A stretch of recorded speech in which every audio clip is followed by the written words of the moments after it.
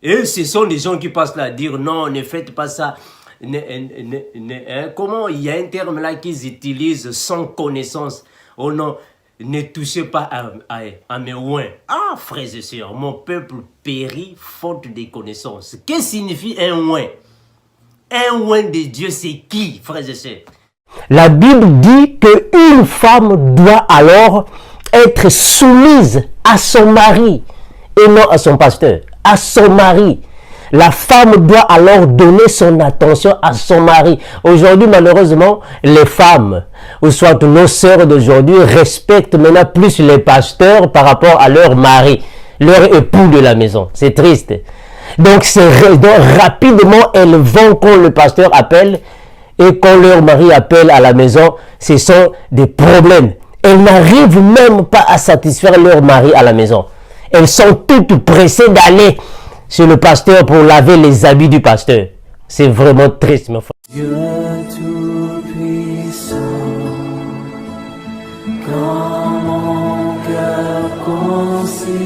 Dans le Seigneur, je vous salue au nom précieux de notre Seigneur et Sauveur Jésus-Christ. Que la grâce de Dieu surabonde dans votre vie. Je fais cette vidéo alors pour venir éclaircir le peuple de Dieu sur toutes les abominations qui se passent dans les églises actuelles, afin que nous connaissions la vérité en accord avec Jean chapitre 8, le verset 32. Vous connaîtrez la vérité et la vérité vous affranchira. Or, nous avons compris que toute personne qui est affranchie par la vérité de Christ est réellement un disciple de Jésus. Mais malheureusement, ceux qui demeurent encore dans l'ignorance sont esclaves des hommes mortels de ce monde en accord avec Osée 4, 6, mon peuple périt, faute de connaissances. Alors aujourd'hui, je viens pour parler sur les chrétiens esclaves des pasteurs, ou soit les chrétiens fanatiques des pasteurs. Parce qu'aujourd'hui, les chrétiens croient que les pasteurs sont des personnes qui sont tombées du ciel.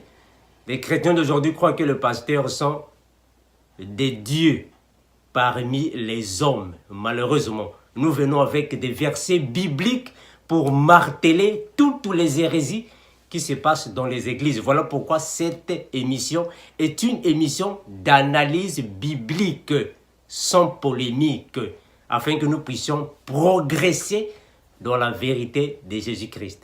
Suivez cet élément.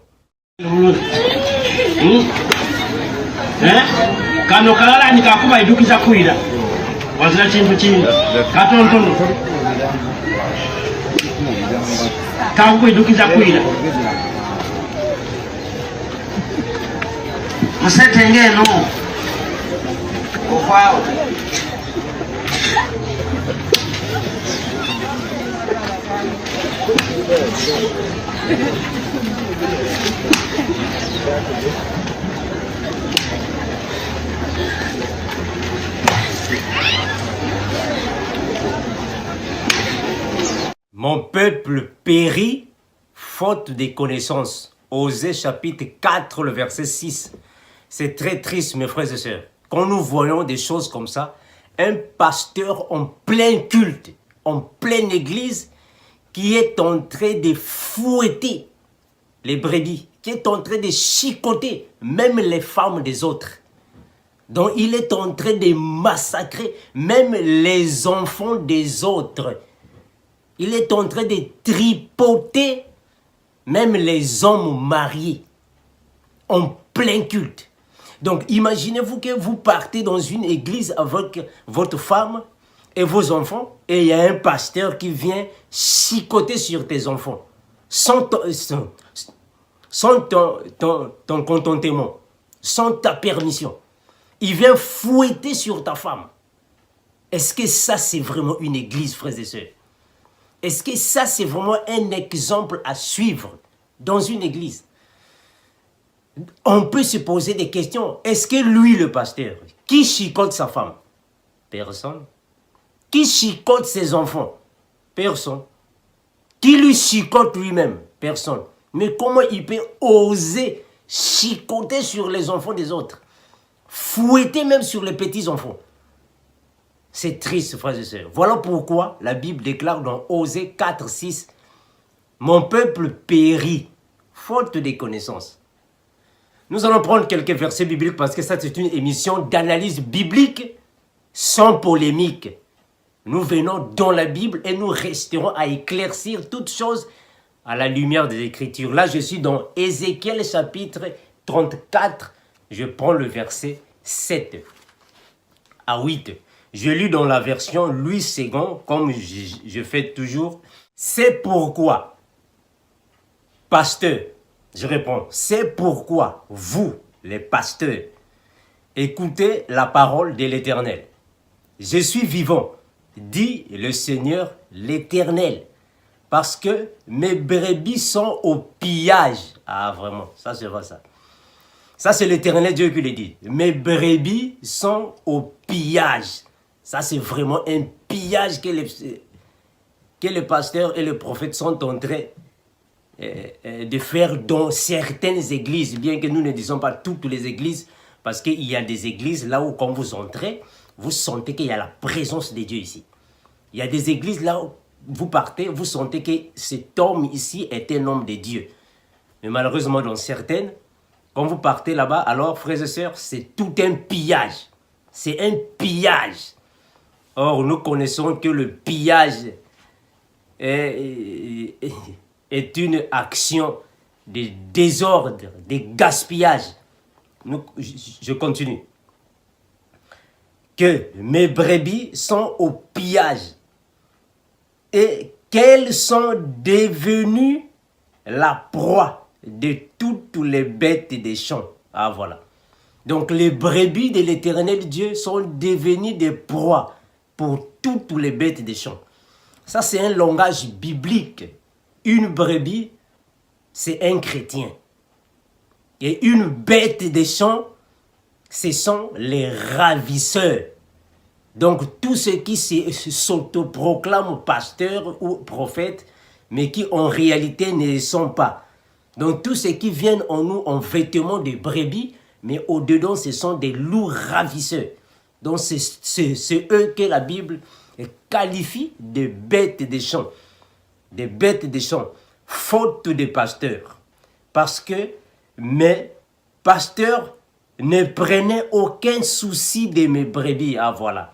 Les pasteurs n'ont plus le souci des brebis. Je parle là des faux pasteurs, pas tous, des faux pasteurs. Ils n'ont plus de souci des brebis, mais ils ont plutôt les soucis de leur propre corps. Qu'ils se pesaient eux-mêmes et ne faisaient point paître aux brebis. Donc la Bible nous prouve que les pasteurs d'aujourd'hui, certains pasteurs, pas tous, certains pasteurs alors ne prennent plus soin de l'église de Jésus-Christ. Mais ils sont plutôt là en train de massacrer, de tripoter les enfants de Dieu, de faire des gaspillages dans les églises, de piller l'église. Voilà pourquoi la Bible dit dans Ézéchiel 34, 7, 8 que mes brebis sont au pillage. Les églises de Dieu sont au pillage parce qu'il y a des serviteurs de Dieu qui sont venus dans l'église pour piller l'église, malheureusement.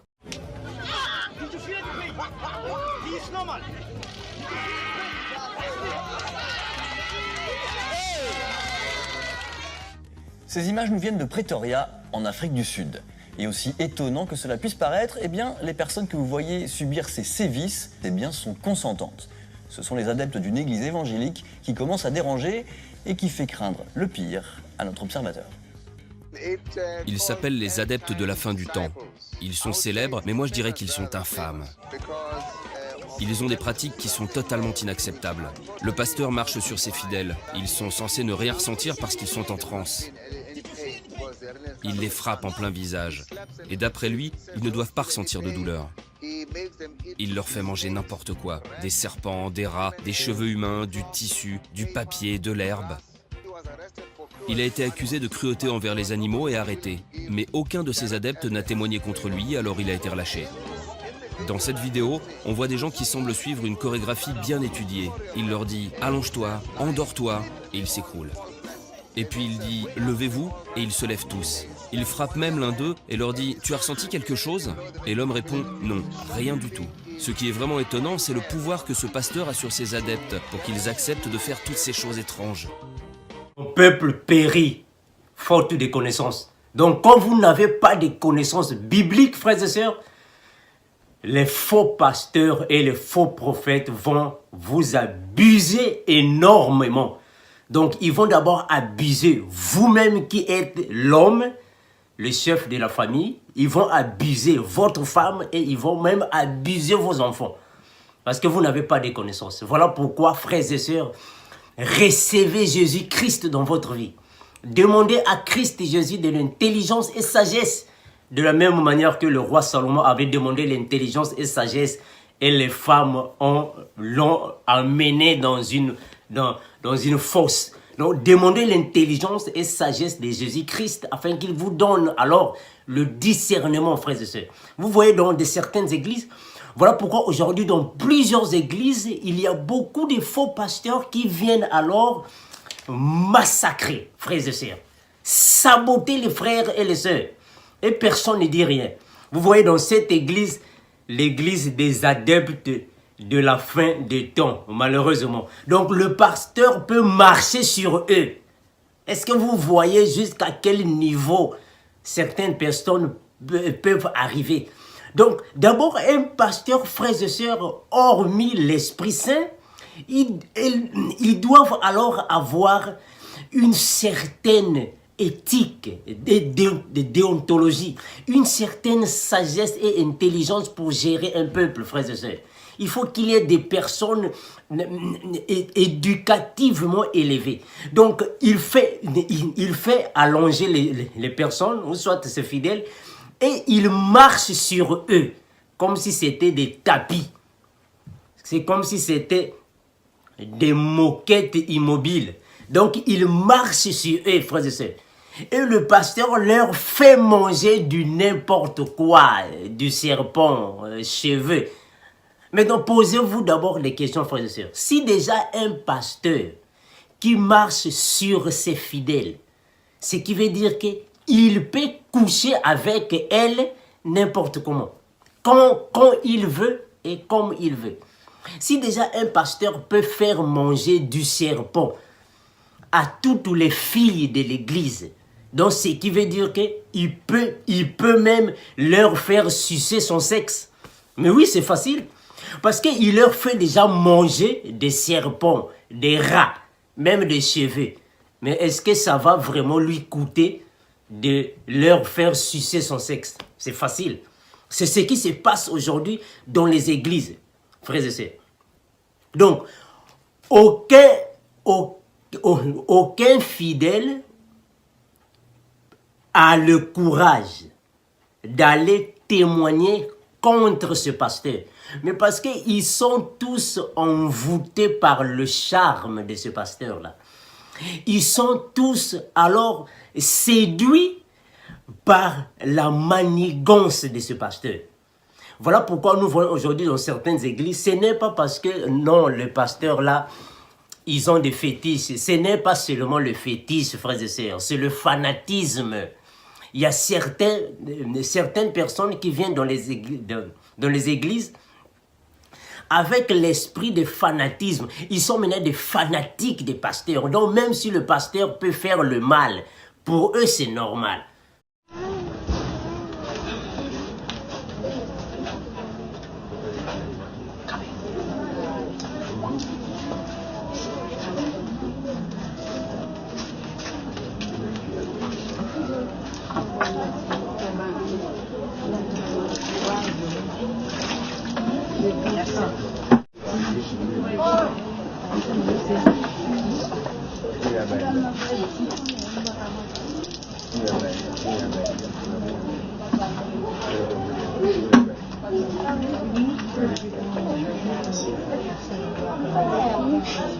Vous voyez, frères et sœurs, les scandales que ce pasteur cause dans des églises.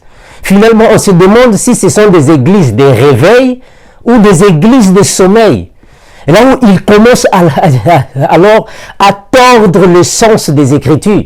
Voilà pourquoi Jésus-Christ a dit dans Marc chapitre 16, le verset 17 à 18, que nous les serviteurs de Dieu, nous imposerons les mains sur les malades et les malades seront guéris. Mais aujourd'hui, on commence, mettons, à poser les pieds les pattes des pieds sur les gens. Est-ce que c'est hygiénique, frères et sœurs? Est-ce que l'Esprit Saint peut envoyer des gens de faire ce genre de choses? Voilà pourquoi, frères et sœurs, aujourd'hui, nous venons avec des versets bibliques, des vidéos d'enseignement biblique. Et il faut faire attention à certains pasteurs. Une sœur en Christ doit avoir la parole. Imaginez que vous avez un pasteur comme ça, qui vous pose la patte de ses pieds sur vos têtes. Alors, vous vous confiez à un tel pasteur.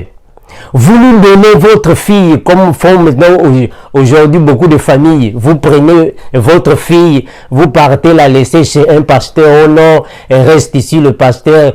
Elle va commencer à aider le pasteur pour faire la vaisselle et la lessive. Donc, c'est elle qui sera maintenant la ménagère. C'est ce qui se passe maintenant dans beaucoup des églises. Vous prenez vos enfants, vous donnez au pasteur pour aider le pasteur aux travaux domestiques. Mais malheureusement, ça c'est comme si vous prenez les feuilles de manioc et vous partez mettre ça là où il y a des cabris. Ou soit vous prenez un régime de bananes, vous partez mettre là où il y a des singes. Mais ils vont manger ça. Ils vont manger ça, frères et sœurs. C'est ce qui se passe maintenant aujourd'hui dans les églises. Ces pasteurs sont devenus des pédophiles et des homosexuels. Dernièrement, on a vu à Kinshasa, en RDC, un pasteur qu'on est parti laisser un jeune garçon de 14 ans. Soit disons que le jeune garçon voulait une délivrance. Vous voyez comment est-ce que ce pasteur passe alors à mentir les gens? Oh non, ce jeune garçon, il faut qu'il soit délivré. Venez le déposer ici. On est parti déposer le jeune garçon chez le pasteur, un jeune garçon de 14 ans, un jeune garçon de 14 ans, et le pasteur a commencé à abuser sexuellement le jeune garçon de 14 ans, jusqu'à ce qu'il a bousillé les rires. Vous voyez des pasteurs comme ça? Ça, ce ne sont pas des pasteurs, frères et sœurs. Vérifiez vos enfants. Ne laissez pas vos enfants aux pasteurs croyant que ce sont des personnes saintes. Non! Vérifiez vos enfants. Il y a maintenant aujourd'hui beaucoup de pasteurs qui sont maintenant des pasteurs célibataires.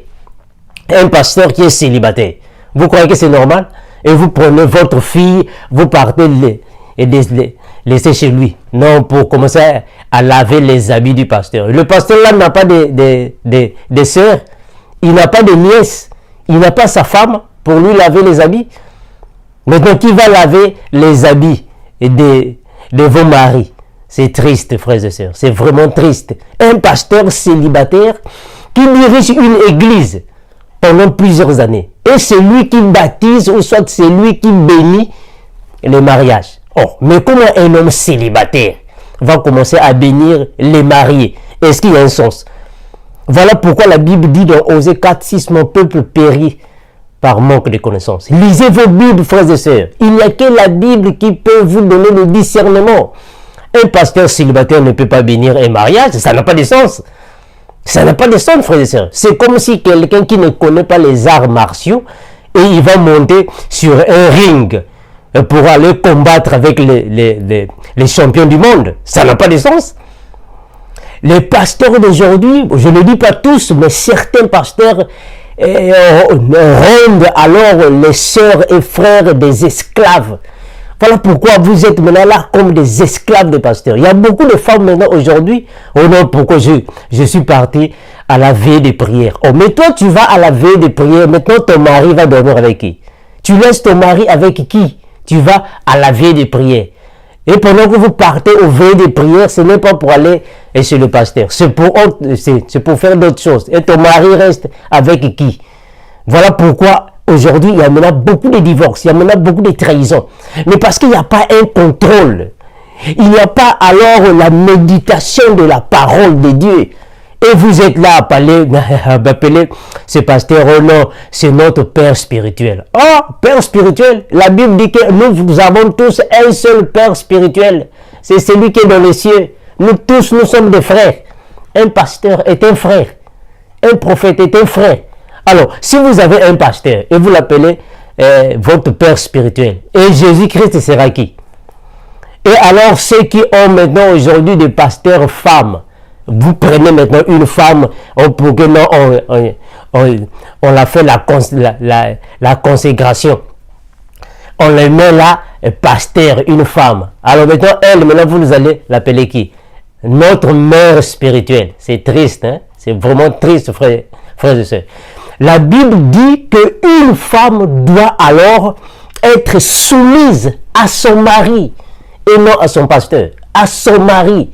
La femme doit alors donner son attention à son mari. Aujourd'hui, malheureusement, les femmes, ou soit nos sœurs d'aujourd'hui, respectent maintenant plus les pasteurs par rapport à leur mari, leur époux de la maison. C'est triste.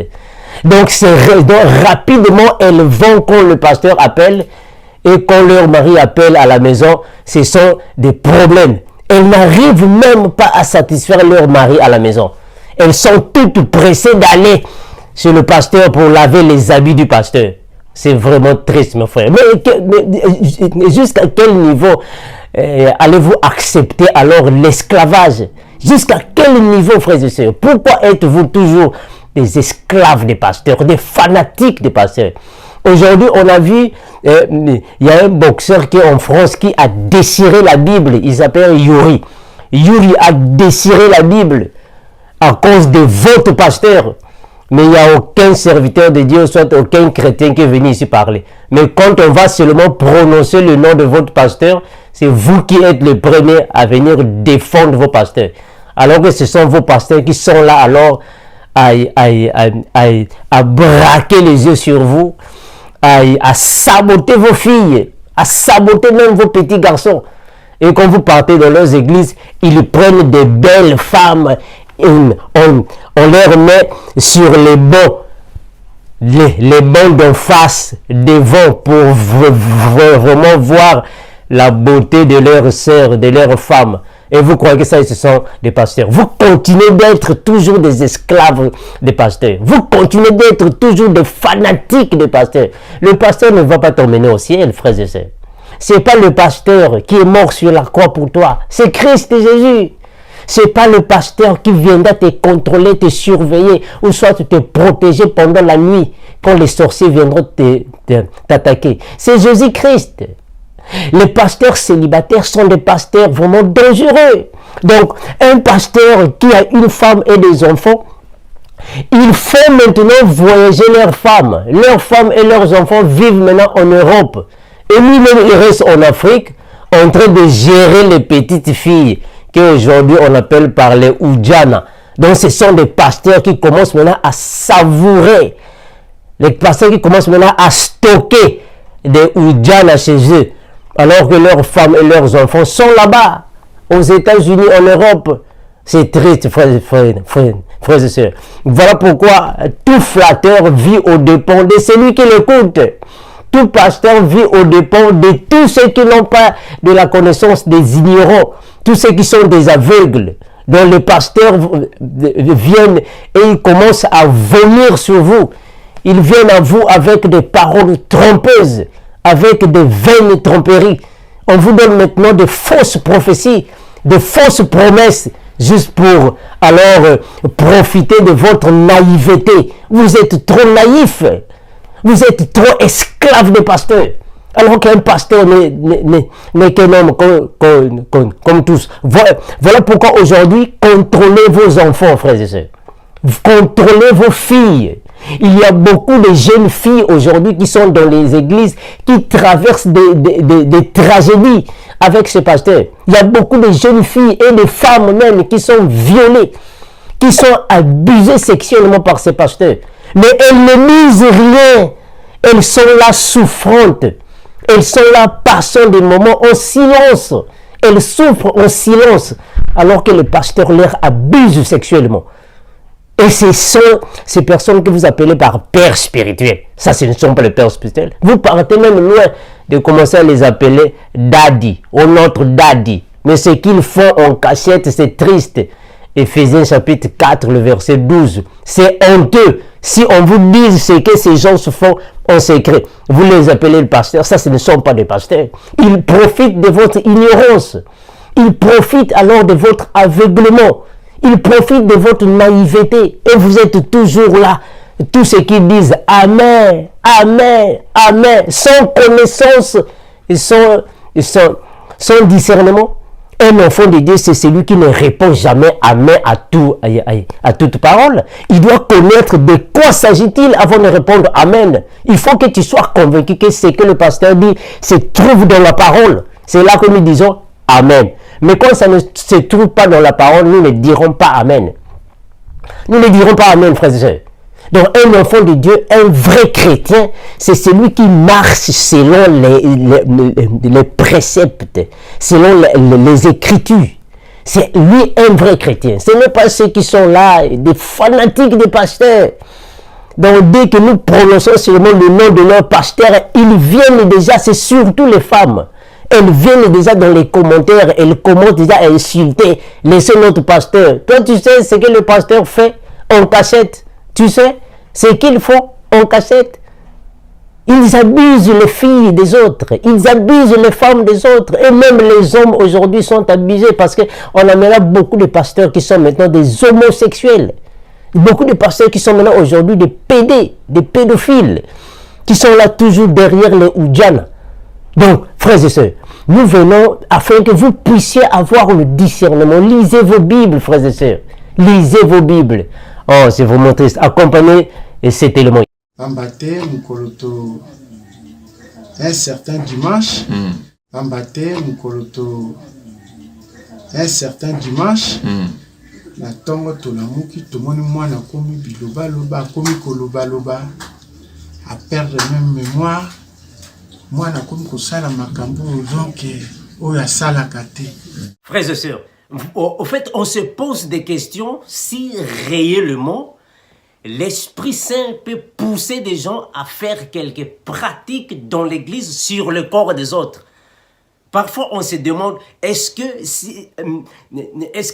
si nous prenons par exemple aujourd'hui la femme de ce pasteur ici, ou soit le prophète ici, qui vient au fait d'émettre de l'eau dans sa bouche, alors et arroser sur le visage de l'autre. Alors prenons d'abord sa femme à lui et faisons cela à sa femme. Ou prenons sa fille et crachons sur sa fille. Ou crachons sur sa femme. Est-ce que ça sera propre? Est-ce que c'est vraiment normal? On se pose des questions. Si réellement, c'est l'esprit qui envoie des gens de faire certaines choses. Voilà pourquoi aujourd'hui, frères et sœurs, nous voyons dans des églises les pasteurs qui alors peuvent alors massacrer. Ils peuvent alors toucher les femmes partout sur le visage, sur le sein. Voilà pourquoi nous voyons dans les églises des scandales, frères et sœurs. Donc les gens, ou soit les chrétiens faibles, ou soit comme on vous appelle les bébés spirituels. Vraiment, vous êtes vraiment des bébés spirituels, quoi. Donc, des choses qui ne sont pas tolérables, qui ne sont pas concevables, frères et sœurs, dans l'église. Un pasteur qui vient, alors il commence à toucher la poitrine d'une femme mariée. Et c'est normal ça. Donc un pasteur qui vient dans l'église, qui commence à cracher sur le visage de la femme de l'autre, la fille de l'autre. Est-ce que c'est normal? Est-ce que c'est spirituel? Est-ce que c'est hygiénique, frères et sœurs? Prenons la Bible. Là, je suis dans c'est triste. Hein? Là, je suis dans Jérémie 17, 5. Jérémie, chapitre 17, le verset 5. Mon peuple périt faute de connaissances. Jérémie 17, 5. Lisez avec moi, frères et sœurs, afin que nous puissions avoir quelques notions. Voilà pourquoi nous venons avec des versets bibliques, des enseignements bibliques. Nous venons avec des vidéos d'analyse biblique sans polémique, afin que vous aussi, à la maison, vous puissiez accompagner, frères et sœurs. Nous ne venons pas dans les réseaux sociaux pour que vous puissiez nous voir, ou vous puissiez nous connaître, ou vous puissiez tomber amoureux de nous, ou vous puissiez nous insulter. Non, frères et sœurs. Nous venons ici afin que vous puissiez avoir l'habitude de consulter vos Bibles, afin que vous puissiez avoir l'esprit des connaissances, de la manière que pas n'importe quel pasteur peut venir alors vous abuser, frère. Parce que celui qui connaît la parole de Dieu va laisser sa foi ici dans la Bible et non chez quelqu'un. C'est Jésus-Christ qui nous appelle dans son ministère, dans sa bergerie. Et non un pasteur, frères et sœurs. Un pasteur, un prophète ne sont que des personnes comme toi et moi. Nous sommes tous de la même nature. Ce sont des personnes qui marchent aussi dans le péché comme nous. Ils ont la chair, ils ont l'eau et le sang. Ce sont des personnes comme toi et moi, mortelles, faillibles. Des personnes comme toi et moi qui manquent aussi certaines sagesses et certaines intelligences, frères et sœurs. Prenons Jérémie 17,5. C'est vraiment triste. Jérémie 17,5. Je lis au nom de Jésus-Christ. Ainsi parle l'Éternel. Maudit soit l'homme qui se confie dans l'homme. Ah, c'est clair, frères et sœurs. Je crois qu'ici, il n'y a aucune interprétation à faire. Je reprends. Ainsi parle l'Éternel, maudit soit l'homme qui se confie dans l'homme. Tu es une femme, ok. Maudit soit la femme qui se confie dans la femme. C'est ça. Donc, quand vous lisez la Bible, vous allez connaître, frères et sœurs, ce qui est ici. Vous pouvez continuer même dans le verset 6. Qui prend la chair pour son appui? Maudit soit l'homme qui prend la chair pour son appui. Un pasteur est une personne comme toi et moi, frères et sœurs. Un prophète est une personne comme toi et moi. Ne prends pas ton appui à une chair. Je continue. Et qui détourne son cœur de l'Éternel, l'homme comme un misérable dans le désert, frères et sœurs. Un homme est comme une personne misérable dans un désert, ne savant rien faire. Un homme est une personne qui attend le jour de sa mort. Il n'est que chair comme toute autre personne. Un pasteur ou un prophète, ils ne sont pas des dieux qui sont tombés sur la terre. Ce sont des personnes comme nous. C'est le fanatisme.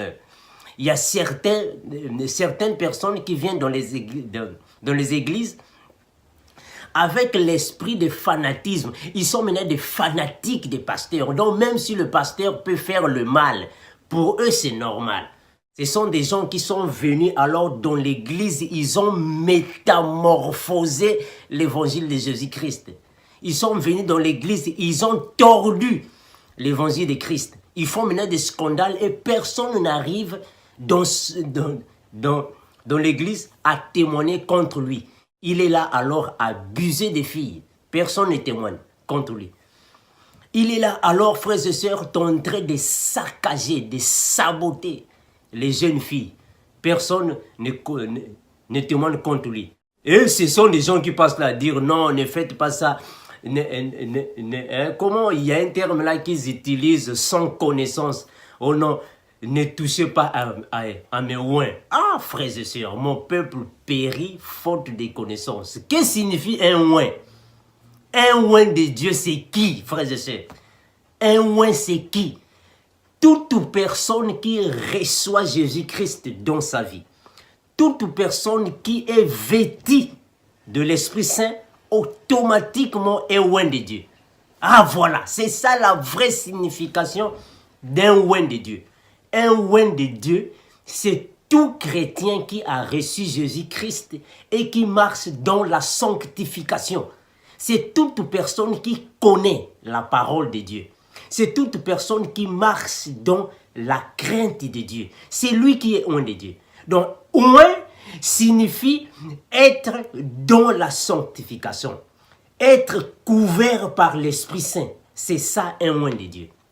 Donc, un pasteur n'est pas forcément un oint de Dieu, frère. Être pasteur ne signifie pas être forcément un oint de Dieu. C'est celui qui a une conduite irréprochable. C'est celui qui se comporte dignement devant tout le monde. C'est celui qui n'a pas d'orgueil, n'a pas de vantardise. C'est lui un oint de Dieu. C'est celui qui vit dans la parole. C'est celui qui mène toutes choses dans les Écritures. C'est ça un oint de Dieu. Malheureusement, aujourd'hui, au Congo, RDC, quand quelqu'un connaît seulement un verset biblique, Matthieu 7, 7, Senga bako pesa yo. Allez, pasta. Ah, comme déjà pasta. Non. Un pasteur, ce n'est pas celui qui connaît seulement un verset biblique. Un pasteur, frères et sœurs, c'est tout un ministère. Être pasteur, c'est être dans la saine doctrine. C'est suivre les enseignements de Christ. C'est exercer un ministère. C'est tout un ministère. Être un pasteur ne signifie pas que tu vois quelqu'un marcher avec sa Bible à Kéron Victoire, à Zongi Nanzela, il y a Elengesa, na Bible na ye aller à commis pasteur. À sa pasteur. Un pasteur, c'est celui qui a un ministère irréprochable. En accord avec Éphésiens chapitre 4, le verset 11. Il a fait des dons aux hommes. Il a fait les dons aux hommes. Il a fait les hommes comme les apôtres, comme les prophètes, comme les pasteurs, évangélistes et docteurs. Pourquoi? Pour quel objectif? Pourquoi Jésus-Christ a fait ces 5 ministères? Pour quel objectif? Là, nous allons voir ça dans Éphésiens 4, 11, 12. C'est pour le perfectionnement des saints. Perfectionnement des saints, c'est quoi? Mais c'est pour alors prêcher l'évangile de Jésus-Christ aux fidèles de devenir des imitateurs de Jésus-Christ. C'est pour les perfectionner. Or, perfectionner signifie prendre quelqu'un du néant, prendre quelqu'un de la non-croyance, lui mener à la croyance de Jésus, pour lui restaurer, pour lui sanctifier par la parole. C'est ça, perfectionner. Donc, amener l'Église à une dimension spirituelle élevée, à la connaissance de Dieu le Père, à la connaissance des Écritures. C'est amener l'Église à la connaissance de l'époux qui est Jésus-Christ. C'est emmener l'Église à la crainte de Dieu. C'est ça le perfectionnement des saints. C'est ça le perfectionnement de l'Église. Alors quand un pasteur, quand quelqu'un s'autoproclame pasteur et ne manifeste pas les œuvres ou les fruits d'un pasteur dont il n'est pas pasteur, ce sont des gens qui sont venus dans l'église avec des désirs charnels. Ce sont des gens qui sont venus alors dans l'église pour savourer des femmes. Voilà pourquoi aujourd'hui ils ne se marient pas. Parce que s'il s'est marié, alors la femme va empêcher sa vie d'impudicité. Il faut qu'il soit célibataire pour qu'il soit libre. Alors, d'encaisser toutes les femmes, toutes les filles, toutes les sœurs. Il couche avec celle-là, il couche avec celle-là. Donc, la même vie que nous avons menée quand nous étions dans le monde. Oh, frères et sœurs, c'est triste vraiment. Donc, c'est la même vie que moi, votre frère Armando, je menais quand j'étais dans le monde. Il mène la même vie. Donc il mène Sodome et Gomorrhe dans l'église. Malheureusement. Nous allons prendre un verset. Prenons, je vais lire dans Ésaïe, chapitre 2, le 22e verset. Ésaïe 2, 22. Je lis dans la version Lus Second que j'ai ici. Ésaïe 2, 22. Je lis au nom de Jésus-Christ. Cessez de vous confier en l'homme, dont les narines duquel il n'y a qu'un souffle. Car de quelle valeur est-il? Je réponds. Cessez, botika, laissez, cessez de vous confier en l'homme, dont les narines duquel il n'y a qu'un souffle, frères et sœurs. Cessez de vous confier en l'homme. Donc par les narines de l'homme, il n'y a que le souffle là-bas, il n'y a rien d'autre. Voilà pourquoi la Bible dit qu'en fait, dans l'homme, c'est l'esprit. Dans les narines de l'homme, Dieu a pris son souffle. Voilà pourquoi Dieu a soufflé dans les narines d'Adam. Il a soufflé dans les narines d'Adam et bien après, il a dit, toi, tu es poussière. Tu retourneras dans la poussière. Donc, cessez de vous confier dans l'homme. Dans ses narines, il n'y a que le souffle. Il n'y a rien d'autre. L'homme peut être orgueilleux, vantard, arrogant, égoïste. On peut lui donner toutes les qualifications ou toutes les catégories du monde. C'est un homme, il n'a que le souffle. Quand Dieu va lui retirer le souffle, là, il devient un cadavre. C'est fini, un cadavre. Je relis le verset. Cessez de vous confier en l'homme, dans les narines duquel il n'y a qu'un souffle, car de quelle valeur est-il? Quelle valeur l'homme a? Là, je suis dans Ésaïe chapitre 2, le verset 22. Quelle valeur a l'homme? L'homme n'a aucune valeur devant Dieu, frères et sœurs. Juste un souffle de Dieu, c'est fini. Ne vous confiez pas à l'homme. Confiez-vous en Jésus-Christ, parce qu'il n'y a que Jésus-Christ qui a le pouvoir de toutes choses. Voilà pourquoi il a dit, voici, je vous ai donné le pouvoir de marcher sur les serpents, les scorpions et sur toute la puissance de l'ennemi, et rien ne vous fera du mal. Ça, c'est Jésus-Christ qui nous garantit, qui nous donne cette garantie. Et je vous assure, frères et sœurs, moi, votre frère Armando, chaque fois quand je suis attaqué dans la nuit, je ne fais que répéter ces paroles de Jésus-Christ. Voici, je vous ai donné le pouvoir de marcher sur les serpents, les scorpions et sur toute la puissance de l'ennemi. Rien ne vous nuira ou rien ne vous fera du mal. Donc Jésus-Christ nous a donné le pouvoir. Tout chrétien, quand on parle de chrétien, on fait allusion à celui qui est l'image de Jésus. C'est celui qui marche selon les préceptes et les ordonnances de Jésus-Christ. C'est lui un chrétien. Donc il a le pouvoir. Donc un chrétien a le pouvoir. Tu es un oint de Dieu. Tous les chrétiens qui respectent la parole de Dieu sont des oints de Dieu. Ce ne sont pas seulement les pasteurs ou les prophètes. Tout chrétien qui marche dans la sanctification est un oint de Dieu, frères et sœurs. Nous avons le pouvoir que Jésus-Christ nous a donné. Ne soyez pas, frères et sœurs, des esclaves ou des fanatiques des pasteurs. Un pasteur n'est qu'un humain. C'est juste le souffle que Dieu lui a mis dans les narines comme toi et moi. Je vais lire ça dans une autre version. Là, je suis dans la version Good News Translation, comme j'ai toujours dit. Là, je suis dans Ésaïe 2, 22. Ésaïe 2, 22. Je lis au nom de notre Seigneur, le grand des grands, Seigneur Jésus-Christ. Cessez de compter sur l'homme. Cessez de compter sur l'homme.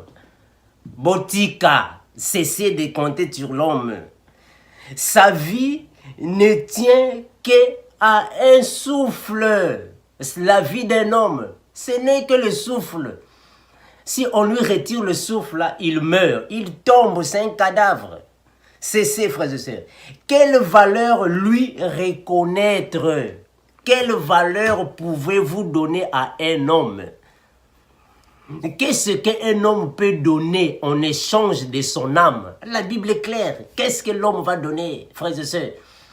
Soyons des chrétiens qui vont à l'église, qui vont à la rencontre de Jésus-Christ, qui respectent la parole de Christ, qui suivent les enseignements de Jésus-Christ. Soyons des chrétiens, frères et sœurs, qui connaissent la parole, qui ont le discernement, et non des chrétiens esclaves pour être là. Le pasteur commence à vous piétiner, c'est comme si vous étiez des tapis qu'on a mis dans les douches pour se laver avec. Soyons, frères et sœurs, des chrétiens qui ont le discernement. Ne suivez pas le pasteur comme si c'était des moutons qui suivent un berger. Non, le pasteur, lui, c'est juste un berger physique, local. Ce n'est pas le berger qui est comme Jésus, qui est le bon berger. Ne suivez pas ces genres de personnes, frères et sœurs. Contentez-vous de la parole. Voilà pourquoi nous revenons toujours avec des enseignements bibliques pour faire des analyses bibliques sans polémique. Je vous aime tant, frères et sœurs. Nous sommes ici et nous reviendrons toujours. Comme j'ai toujours dit, je remercie à tous les frères et sœurs dans le monde entier qui appellent et envoient des vidéos pour que nous puissions faire le travail de Dieu. Nous puissions exercer notre ministère. Je remercie aussi le frère Alain Dele de la Nouvelle Tendance pour nous donner cet espace pour que nous venions alors avec des versets bibliques et marteler sur toutes les hérésies. Je remercie également ma sœur, Maman Glody Diasuka, pour donner l'espace, pour nous donner le temps, pour alors nous laisser le plateau afin que nous puissions venir s'exprimer bibliquement en ce qui concerne la parole de vie qui est Jésus-Christ. Merci Maman Glody de la chaîne Elengi Ya Congo, en accord avec la chaîne Vérité sans cesse de votre humble frère, le frère Armando Kinanga. Merci, je reviendrai prochainement pour des vidéos d'édification pour le perfectionnement des saints. Merci et bien des choses à toute l'Église de Jésus.